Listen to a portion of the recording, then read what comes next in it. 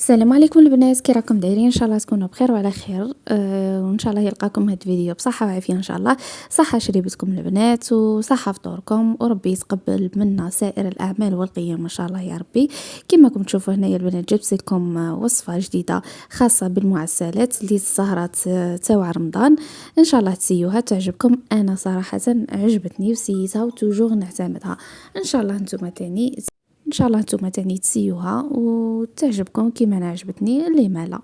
فوالا هنا نروحوا للمقادير تاعنا واش نحتاجو فيها. كيما راكم تشوفوا البنات هنايا جبت القطايف تاعي وحده كامله. حليتها بيان، يعني ما تقطعيش القطايف تاعك من بعضهم، تحليها بيان وفرغت عليها شويه زبده ذايبه ودرت لها شويه لافاني. فوالا كيما هاك. ومن بعد نخلوها بجهه ونروحوا نوجدوا الحشوه تاعنا واش نحتاجو. هنايا احتاجيت كونتيتي تاع 10 ميل تاع كاوكاو ولا حمصته وطحنته في الاشواغ. وهنا درت فنجان قل ربع تاع سكر ودرت شويه قرفه. وهنايا قعدت اللايم بالمزهر كيما راكم تشوفوا. فوالا يعني هنايا ماشي تخلوه معجن هذاك فوالا. هنايا جبت السنيوه تاعي اللي 30 على نورمالمون 30 على 20 ولا 20 على 30 نورمالمون، مانيش حافظه القياس تاعها. المهم جايه صغيره. ذوبت الزبده دهنتها في ذاك السنيوه تاعي. وهنايا بديت نخدم في القطايف تاعي كيما راكم تشوفوا، يعني ما يشدوش اليد وبالخف يوجدوا كيما راكم تشوفوا. فوالا هنايا نحط الحشوه وبعد الرولي بشكل عشوائي، يعني ماشي لازم. انا قبل كنت دايره وصفه مخديسه هنايا ديموا ليهم بالفنجال، يعني لي ما انا هنايا مين موالفه بهم نورمال عندي ما عنديش اشكال.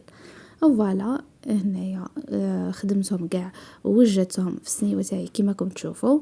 هنايا نذوبوا الزبده ونفرغوها على السطح تاعها ولا من الفوق كيما راكم تشوفوا. يعني ما تكثروش الزبده بزاف، يعني غير شويه. فوالا باش ما تجيكمش بنه الزبده بزاف فيها. فوالا كيما راكم تشوفوا. وانا هنايا القطايف تاعي ما نبغيش نعسلهم، ما ندير لهمش عسل، ندير لهم شربات ولا قطر هذاك.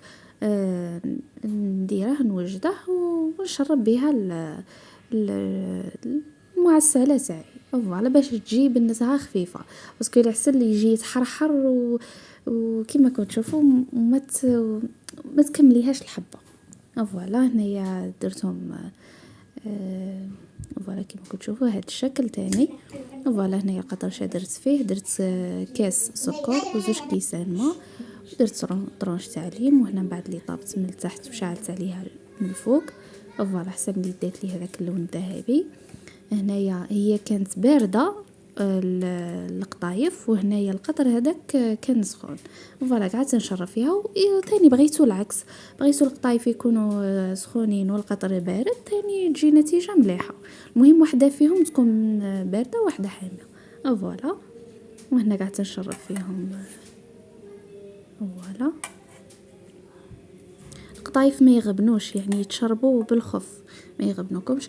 ان شاء الله البنات تسيهم وتخلوا لي رايكم وتفرحوني بالبارطاج والتفاعل ان شاء الله حبيبتي. هنايا الشكل النهائي، هنا زينتهم بالكاوكاو. فوالا ان شاء الله تكون عجبتكم وتسيوها حبيبتي.